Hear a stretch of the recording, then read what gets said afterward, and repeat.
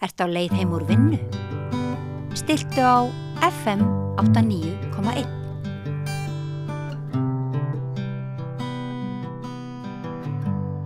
Komið sæl og verið velkomin aftur að Rauðaborðinu. Ég heiti Oddný Eir og til mín komin Kristján Schulze sem umhverfis skipulagsfræðingur og landslagsarkitekt, lektor og sviðsstjóri rannsókna og alþjóðamála í Landbúnaðarháskóla Íslands. Velkomin. Já, velkomin og takk fyrir að bjóða mér. Þetta engin smá titill svona sem þú ert. Já, ég samt ekki lektor. Ég sviðsstjóri rannsókna og alþjóðamála. Já, ok. Og þú ert líka í framkvæmdastjórn og eitthvað, já. Akkurat. En sko, ég baði að koma að því ég heyrði á þér að þú varst með svolítið svona nýstarlega og flotta sýn á bara menntakerfi og líka svona á íslenskan veruleika, en ég frétti líka af því að þið hefðu fengið stóran styrk sem ég langaði að biðja að segja okkur frá, en sko fyrst og fremst langaði mig til að bara biðja að segja okkur aðeins frá Landbúnaðarháskólanum, hvað það eiginlega sko, því að margir þekkjan sem Bændaskólan á Hvanneyri, síðan verður til Landbúnaðarháskólinn, Landbúnaðarháskóli Íslands væntanlega, og þar nú bara, það svolítið dularfullur skóli, því þar hægt að læra ýmislegt annað en að vera bara bóndi upp á gamla lagið og jafnvel bóndi upp á nýja lagið. Þannig að ef þú myndir byrja að segja okkur frá því vegna þess að 5. júní, eins og þú myndir á, 5. júní skilafrestur sko, eða sem sagt Umsóknarfrestur. Bara hvað, í alla háskóla á Íslandi? Í alla háskóla á Íslandi og við fáum náttúrulega fullt af umsóknum núna í júní. Já. Og frekar bjartsýn. Þess við tökum á móti fullt af nýnumum í næsta haust. Já. Á Hvanneyri, en ekki bara á Hvanneyri, líka á Keldnaholti. Já. Og ég skal kannski aðeins segja frá Landbúnaðarháskólanum. Í Landbúnaðarháskóli Íslands alltaf til núna í 20 ár. Já. En Bændaskóli á Hvanneyri, sem flestir þekkja, hefur verið þar í meir en 130 ár. En í dag tölum við Landbúnaðarháskólan á Íslands, sem ekki bara búvísindi. Við eiginlega í flestum löndum, líka á Norðurlöndum í kringum okkur, fóruðist Landbúnaðarháskóla í gegnum svona breytingaferli á síðustu árum eða áratugum og kalla sig í dag lífsvísinda háskóla. En við ákveðum, við erum ekki komin svona langt, en það umræðu til hvort við erum ekki að freka lífsvísinda háskóli en bara Landbúnaðarháskóli. En Landbúnaðarháskóli er líka mjög töff nafn. Það mjög töff, sérstaklega ef getur maður ekki líka bara einmitt, það orð getur verið svolítið opið, land og búnaður. Akkurat. Það þarf kannski ekki að vera bara sko, búvísindi eins og þú segir. Búvísindi, já. Þannig að fyrir þá, eiginlega þetta viðtal hérna, hún sérstaklega fyrir fólk sem að veltaði fyrir sér, ef það ætlar að mennta sig til þeim, eins og skrá sig eitthvað og ekki alveg sko visst hvar það eigi heima, að þá eru kannski margir sem að halda ennþá að landbúnaður sé bara einhver gamaldags landbúnaður. Það svo sannarlega ekki lengur bara gamaldags landbúnað og búvísindum á Hvanneyri, og við erum með miklu meira námsframboð. Við erum til dæmis með BS með bachelornám í landslagsarkitektúr, í náttúru umhverfisfræðum, í skógfræði, í búvísindum náttúrulega, og á meistaranám þá erum við með skipulagsfræði hér í bænum á Keldnaholti, kennum við það. Við erum með alþjóðlegt prógram núna sem heitir Restoration Ecology. Þetta endurheimt vistkerfa nám, 2 ára meistaranám, kent á ensku, og við erum með mjög skemmtilegt prógram sem heitir ENCHIL, sem heitir Environmental Changes at Higher Latitudes. Þetta svona norðurslóðafræði, sem alþjóðlegt og í samstarfi með háskólum í Helsinki og í Lund. og fleirum og nema okkur fljúga í dag til Grænlands í 2 vikur. Stunda rannsókna þar og koma síðan aftur heim til okkar. Mjög alþjóðlegt nám. Sem sagt, det ferst lengra en bara búvísindi eða búfræði sem við alltaf líka ennþá með á Hvanneyri og mjög gott að vera líka með starfsmenntanám í búfræði á Hvanneyri. Já. Svo bara til að undirstrika það á Hvanneyri, það einn af fáum stöðum örugglega á Íslandi þar sem þú getur byrja í leikskóla hjá okkur. Kindergarten í grunnskóli líka til á Hvanneyri. Síðan við með starfsmenntanám í búfræði. Þá við með BS-nám, með meistarnám og með doktorsnám líka. Fullt af doktorsnám. Þú getur alveg byrja frá leikskóla upp í doktorsnámi. Já, það vantar nú eitt, það vantaði nú menntaskóla, var ekki? Það vantar menntaskóla, já, við vinnum í því. En náttúrulega við erum í samstarfi með til dæmis menntaskóla í Borgarnesi með búfræðinám okkur. Já. Þannig að það að byrja ég vil bara í menntaskóla í búfræðinni? Þú byrja í Borgarnesi og síðan þegar þú varst orðin 18 ára þá kemur þú til okkur og býr á Hvanneyri og fer í 2 ára búfræðinám. Vá. Já. Svona það og Hvanneyri, ég reikna með flesti að þekki Hvanneyri en þau sem þekki ekki Hvanneyri, þetta mjög gaman að líka fara bara og kíka í heimsók. Það bara klukkutíma akstur frá höfuðborgarsvæði. Það bara klukkutíma? Já, bara klukkutíma frá Reykjavík. Maður fer allt og sjaldan. Allt og sjaldan og það bara gullfallegt. Yndislegur staður. Yndislegur staður og við vonandi opnast aftur kaffihúsi og það náttúrulega landbúnaðarsafni til dæmis líka og þetta fuglaverndarsvæði Ramsar Site sem við erum með á Hvanneyri umkringt kríum þá? Umkringt kríum, ekki kríum, gæsum og fleirum. Já, ok. Og kannski nota ég tækifæri að segja þér aðeins frá verkefni sem við fengum núna og við ætlum að skrifa undir á næstum dögum, þá þetta alveg orðin formlegt. Já. Það nefnilega mjög beint tengt Andalkísá eða Ramsar svæði á Hvanneyri. Við sóttum sem sagt sem Landbúnaðarháskólinn í samstarfi við Náttúrufræðistofnun við Land og skógi, við fuglavernd, með Hafró og fleirum aðrum stort verkefni í LIFE-program í Brussel. Já. Hjá Evrópusambandi og við fengum jákvætt svar. Þetta mjög stort til hamingju. Takk. Já, þetta rosalega stort ekki. Ég náði ekki eins og tölunni sem þú nefndir. Já, þessu mörg 0, ég þarf líka að átta mig, þetta alveg meira en miljard íslenska krónur. Wow. Þetta samtals 8 milljóna evró verkefni sem mun standa alveg í tæplega 6 ár, 5,5 ár. Og sem mun gerast á Hvanneyri en líka á fleirum stöðum á Íslandi og við förum sem sagt verkefni heitir Peatland Lifeline. Við ætlum að vinna með þetta wetland mýri sem á Hvanneyri og endurheimtum svæði og þá fylgir alltaf alls konar. Við ætlum að mæla áður við endurheimtum, við mælum á meðan við endurheimtum. Það snýst fuglalíf, það nokkrar tegundir eins og jarakan, stelkur og áll sem við höfum sérstaklega áherslu á. Já. Og við mókum sem sagt ofan í skurði á örugglega samtals nokkra tug hektara til að byrja með.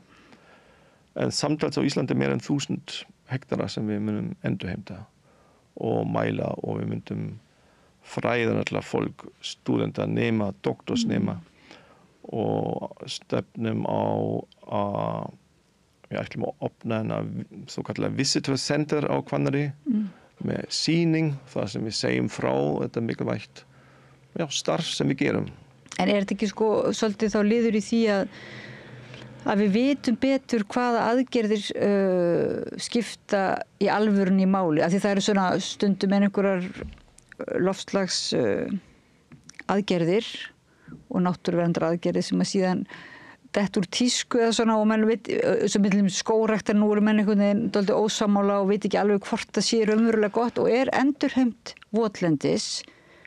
Það eitt af því sem eru menn svona byrjar að efast að það skipti einhverju máli að endurheimta votlendi? Ég myndi alls ekki segja við efumst en það er mjög gott að við erum reyndið með rannsóknum í gangi í nokkur ár varðandi þess en við ætlum með þetta verkefni þá getum við alveg enn betur að mæla, fylgjast með, gera svona monitoring og segja frá og við vitum náttúrulega á Íslandi við erum alveg meira en helming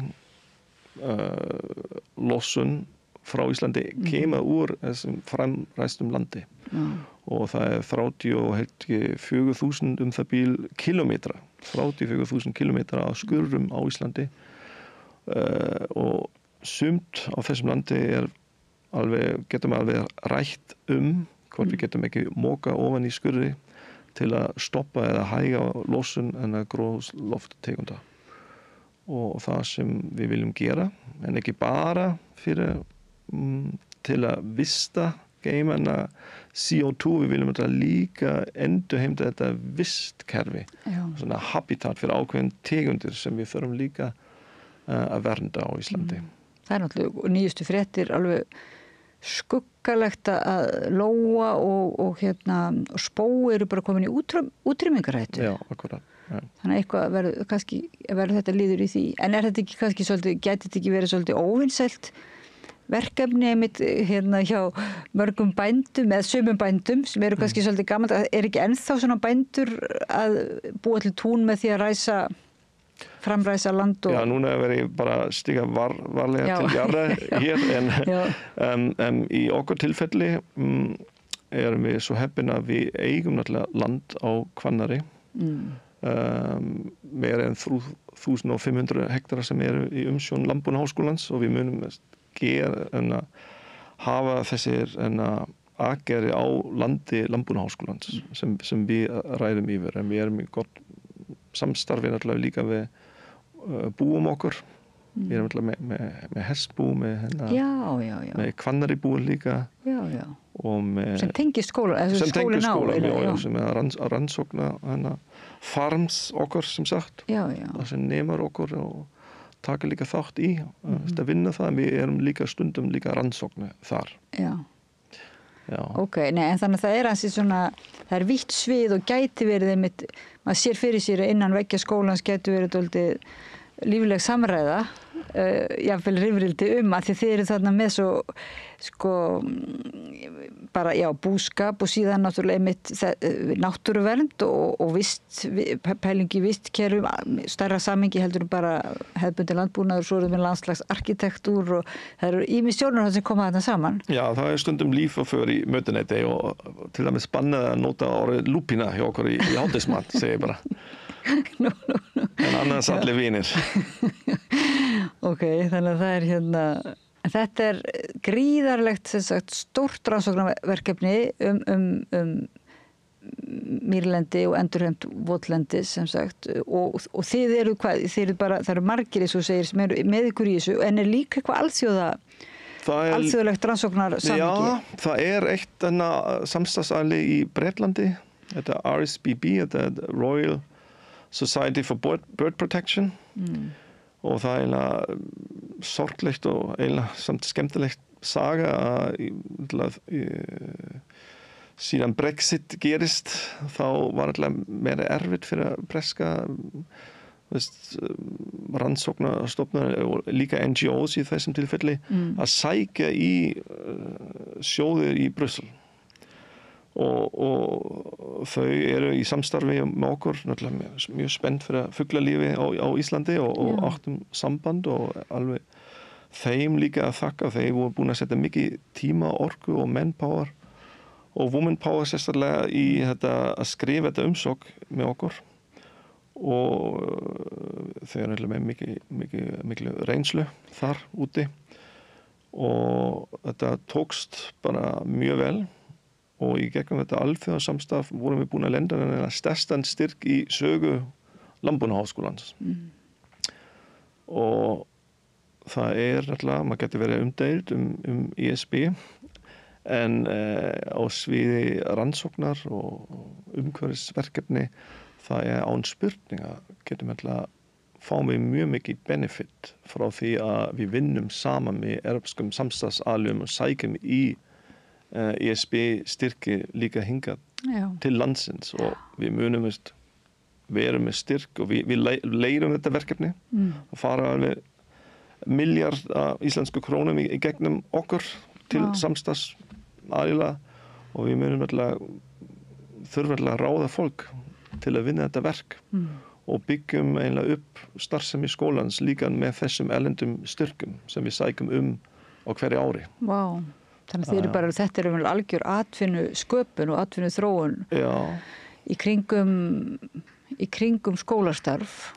Já, en hvað það fleira sem svona mikilvægt, ef maður hugsaður hvort að sem myndur kannski segja þetta komið svolítið langt frá því að búvísindunum gömlu, þú veist að vera bara eitthvað að elta upp ykkur Evrópuverkefni og vera einhver rosa alþjóðasamstarfi og þessi rannsókna vinkill, getur þú svona sagt fyrir það sem eru skeptískir, af hverju það mikilvægt? Við erum búin að sjá að þetta bara virkilega atvinnuskapandi en getur þú sagt svona líka af hverju það mikilvægt fyrir skólan og fyrir kannski bara Íslendinga eða heiminn? Náttúrulega þarf að hugsa háskóli náttúrulega kennslan og það líka rannsóknir og akademiska starfsfólk sem stundar rannsóknir nota náttúrulega líka niðurstöður úr rannsóknarverkefnum til að kenna nemum og maður sér það bara mjög skýrt með doktorsnemum sem við eigum núna það bíl 15 doktorsnema að útskrifast nokkri núna á þessu ári þá alltaf svo gaman að fylgjast með hvernig rannsóknarverkefni peningar sem við öflum, sem við veiðum úti og getum við bjóða upp á doktorsnám hjá okkur og doktorsnemi fara alveg djúpt inn í þetta subject og vera alveg sérfræðingur í því og miðlum þekkingu áfram til nemar í meistaranám, í bachelornám og jafnvel líka í búfræðinám. Og þess vegna alltaf stuðning ríkisins alltaf takmörkur á Íslandi. Við erum mjög þakklátt að við fáum alltaf einhver stuðning og framlag en það liggur alveg hjá okkur og það alltaf sóknar tækifæri fyrir háskóla í dag að við skoðum og fylgjumst nákvæmlega með í samstarfi með erlendum háskólum. Við erum með cirka tæplega 50 samstarfsháskóla innan ISB sem við vinnum með og við reynum að skrifa umsóknir í samstarfi með þeim og koma auka peninga til okkar svo við getum byggt upp okkar innviðir, starfsfólk, ráðum starfsfólk, fáum fleiri doktorsnema og svona virkar það í dag eiginlega í nútíma háskólanum. Já, þannig að þið eru ansi svona sjálfbær, þannig séð, Já, meira og meira. Við sjáum náttúrulega tölur, hvernig það fór upp á síðasta árum, hlutfall erlenda styrkir en líka innlends styrkir náttúrulega, sem við sækjum meira og meira í.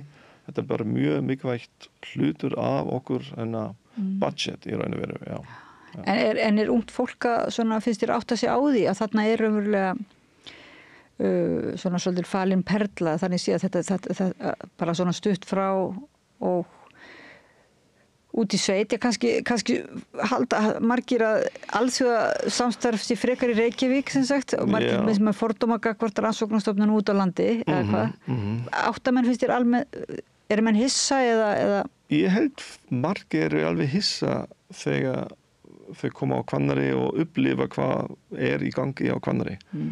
En við erum náttúrulega líka með okkar City Campus á Keldnaholti í Reykjavík. Já. Og förum mikið á milli staðana.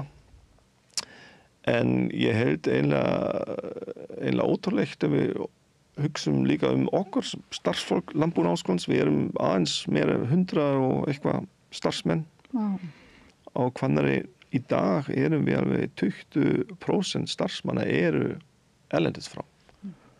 Og það hefur breytt svona mjög hratt bara á síðustu örfáum árum.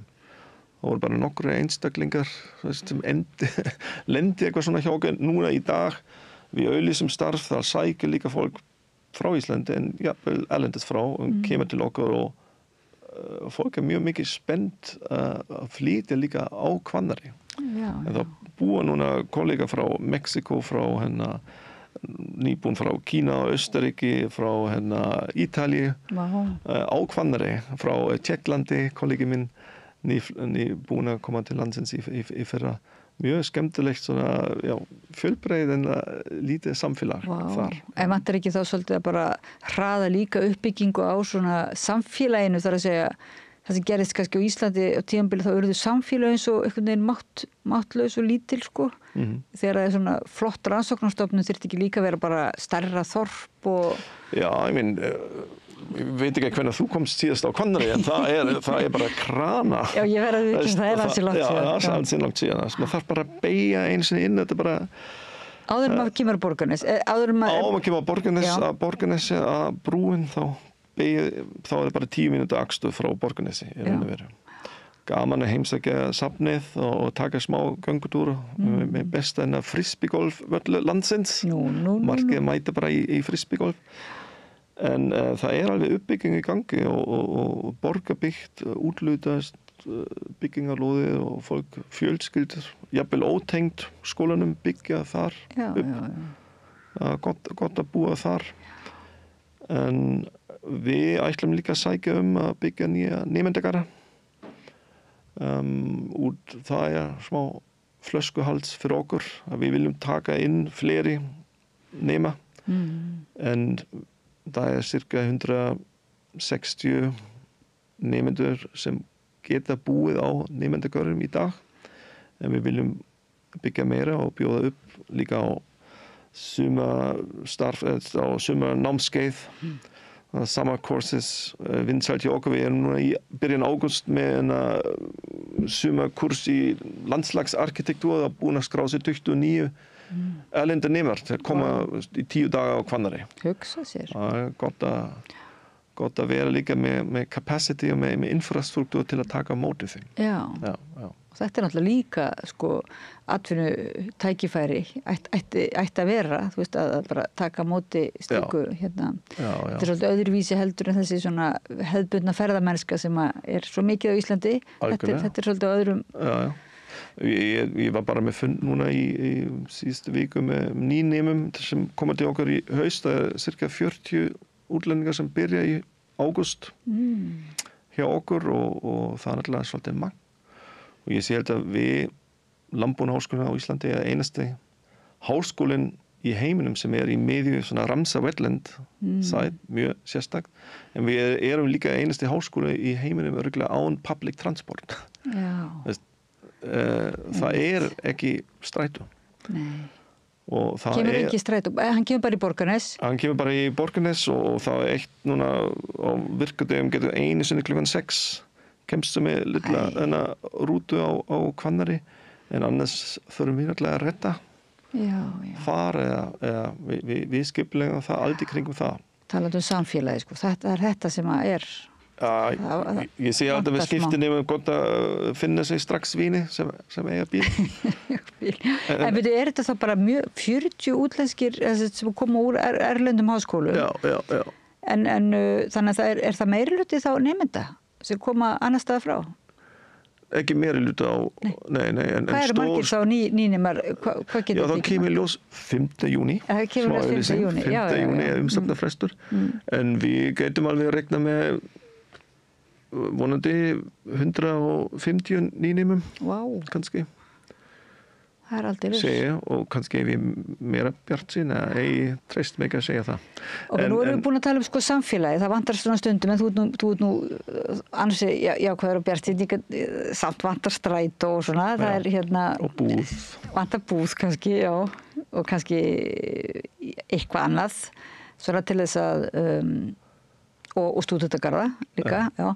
En hvað með sko rannsóknarumhverfið? Eða þú veist, rannsóknarsamfélagið á Íslandi, það líka svona gloppótt, þú veist, vantar strætó inn á milli rannsóknarsamfélagina hér eða bara virkilegt sko neðanjarðar tengsla kerfi á milli þessara rannsóknarstofnana á Íslandi? Við erum náttúrulega tengt mörgum íslenskum samstarfsaðilum. Við erum mjög gott samstarf líka með HÍ og fleiri og Matís, búin að skrifa undir samning með samstarfssamning með Matís bara sem dæmi, Hafró og flerum.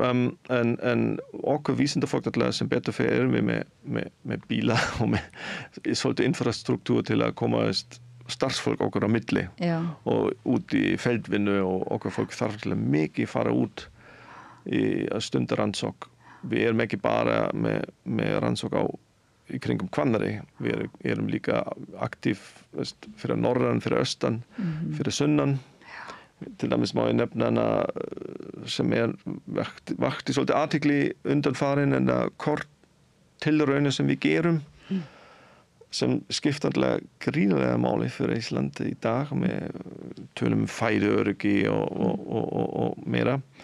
Að við byggjum upp og við erum í jarðræktarmiðstöð og við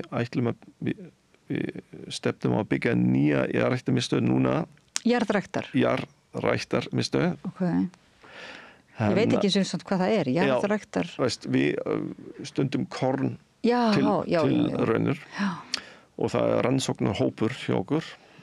Alveg stór hópur sem rannsóknar bygg, hafra, hveiti, áburður og alls konar og þá erum við með samstarf með bændum til dæmis og á Gunnarsholti fyrir sunnan og nálægt Höfn fyrir austan þá við gerum tilraunir allstað og þá þurfum við að færa líka tæki og tól og mannskap milli landsluta aftur og aftur til að vinna í þessum rannsóknum og það alveg framtíða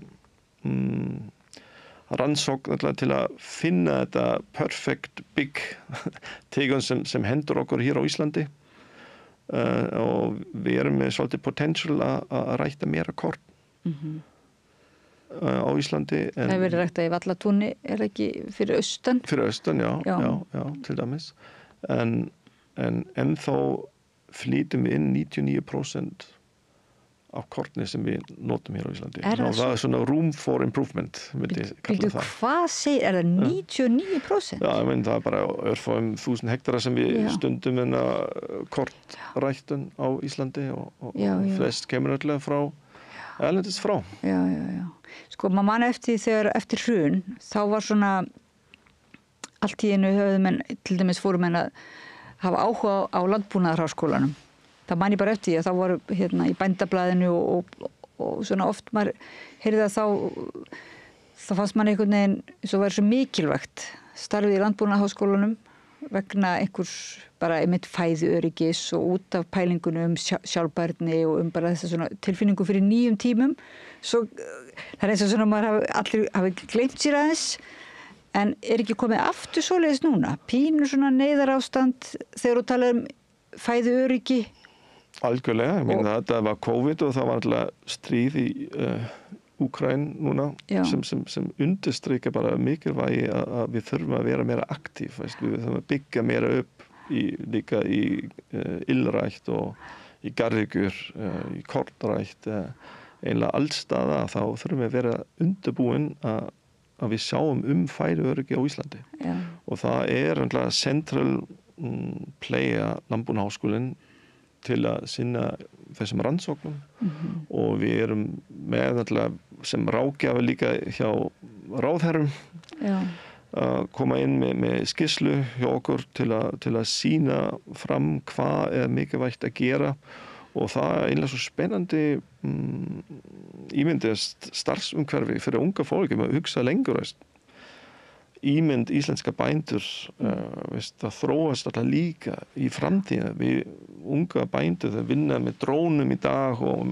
eins og vera í PlayStation með fjárstýring en alls konar ný tegundar sem við rættum og það spennandi, mjög spennandi einlega framtíða starfsumhverfi sem unga fólk getur sótt Já. Og líka kannski og að því að þið eru að skapa þessi tengsl við rannsóknar alþjóða samfélagið eiginlega í rannsóknum að þá það náttúrulega líka rosalega spennandi að þessi þekking sem að þið eruð að skapa eða svona þessar rannsóknir að það náttúrulega getur verið bara ef einhver með svona tilfinningu að langi til að gera eitthvað sem skiptir máli einhverju svoleiðis að þá þetta kannski einmitt núna þekking sem skiptir máli að það sé hvað gert í loftslagsmálum, hvað gert í náttúruvernd, hvað gert í fæðuöryggi þannig eru eiginlega þið eru svolítið svona í brautryðjanda starfi núna það ekki? Já og í þessum samhengi kannski líka gaman að nefna við sem Landbúnaðarháskóli byrjum fyrir 2 árum aðeins, erum á 3 ári núna að við tökum þátt í svokallega Europska háskólanet sem heitir UniGreen Alliance, þetta The Green European University. Þetta samstarf 8 landbúnaðar- eða lífsvísinda háskóla og fengum mjög stóran styrk til að byggja upp þetta samstarf og það svona langtíma perspektíf í því. Það markmið Europasambandsins frá Commission að byggja upp núna 65 svona háskólanet og HÍ líka í Aurora, HR í Neurotech Alliance og núna nýkomin Bifröst í Open EU, svona online. En við erum sem sagt í UniGreen og það mjög líka skemmtilegt og mikilvægt samstarf sem við gerum með þessum háskólum sem opna svona nýra dyrna líka fyrir ekki bara fyrir studenter, líka fyrir starfsfólk en þá bjóðum við til dæmis upp svona joint program til dæmis doktorsprogram núna sem við kerum saman með háskólum í Modena og með háskólum á Spáni í Almería og þá getur alltaf nema að fara milli öllum þessum löndum og við byggjum núna upp og erum að ráða inn verkefnastjóri til að gera þetta í fyrsta skipti eiginlega á Íslandi. Þetta smá historical footnote hér að við bjóðum upp vonandi frá með næsta skólaár haust 26 á dýralæknisnám sem aldrei var kennt hingað til á Íslandi.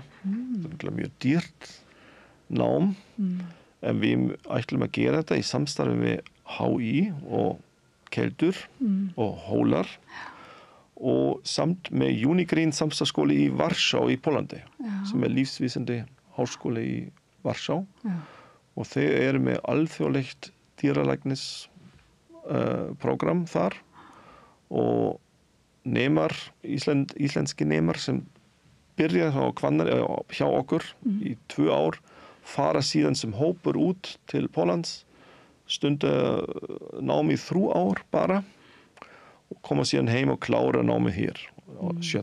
og síðasta ári. En við vitum í dag eru cirka 65 Íslendingar í dýralæknisnám erlendis í Slóvakía, á Norðurlöndum, á Spáni, út allt en sem einstaklingar. En við reynum núna að bjóða upp á nám hér, þá getum við byrja hjá okkur og fara síðan út sem hópur og koma aftur heim sem hópur út. Oft einstaklingar fara út og skilja sig aldrei heim. Þau tínast hægri og vinstri. Já, það verið náttúrulega svolítið vandamál á Íslandi að fólk kemur ekki tilbaka. Og við höldum vonandi svo betra utan þennan hóp og erum alveg með námskrá akkurat prógram og það er alltaf líka aðeins ódýra, þú fyrir bara út í 3 ár í staðan fyrir 6 ár.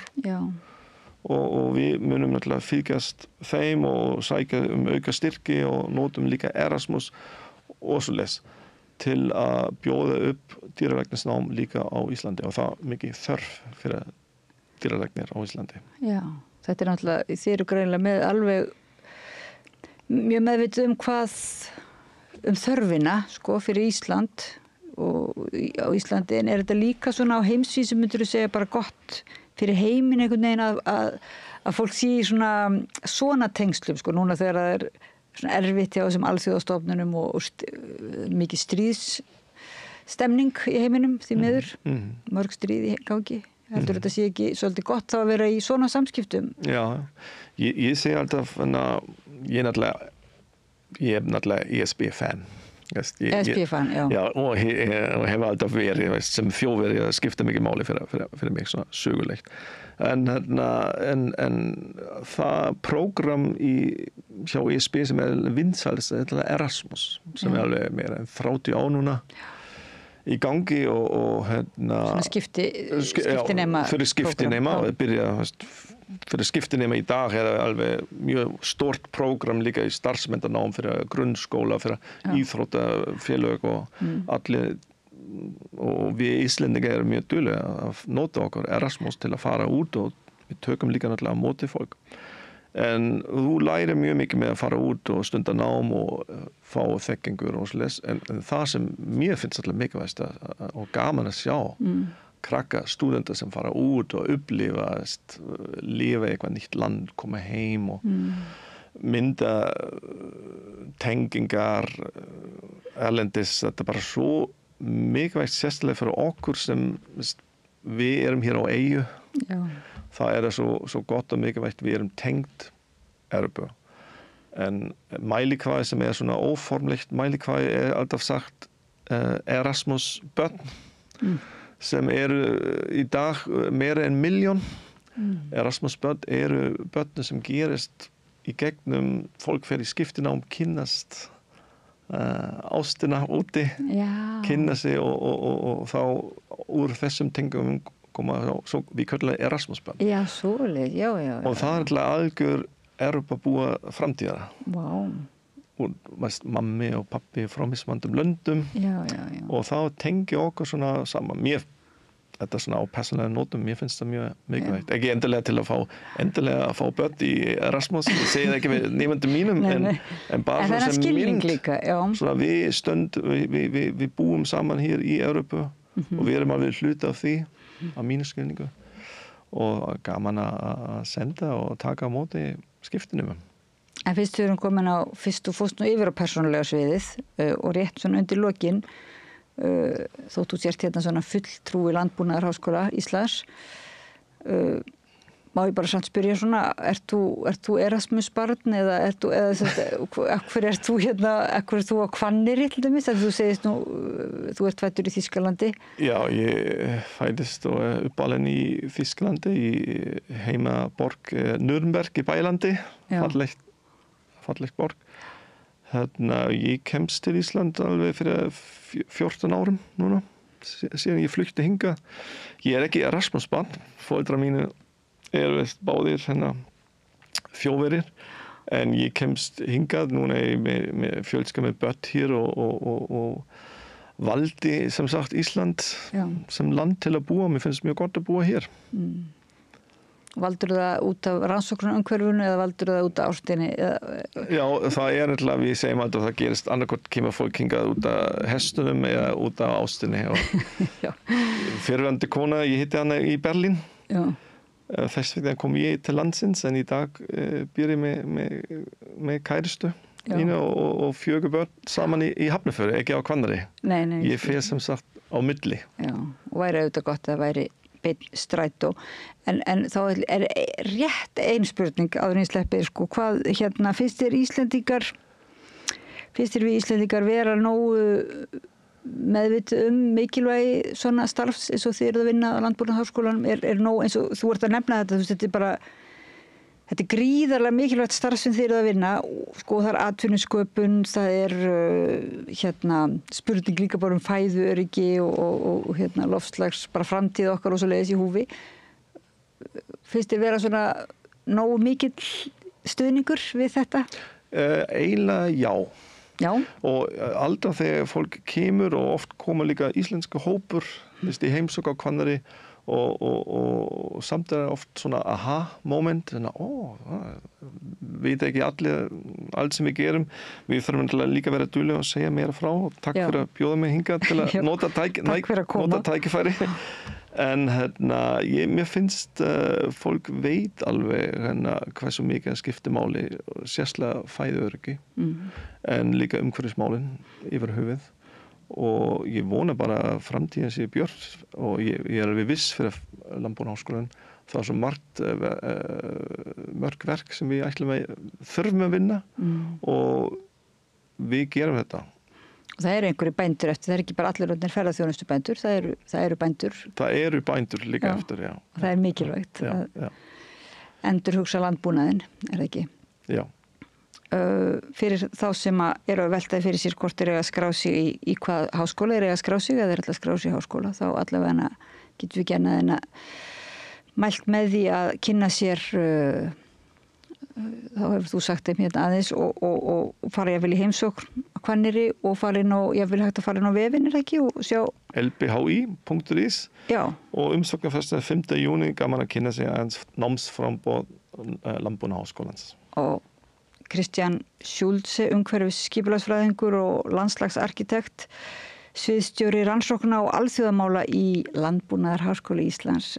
Hjartans þakki fyrir að koma að rauðaborðinu og til hamingju með þennan risastóra styrk sem við vitum ekki hvað eru mörg 0 í, en allavega mjög mörg og mun koma sér vel fyrir marga og mörg.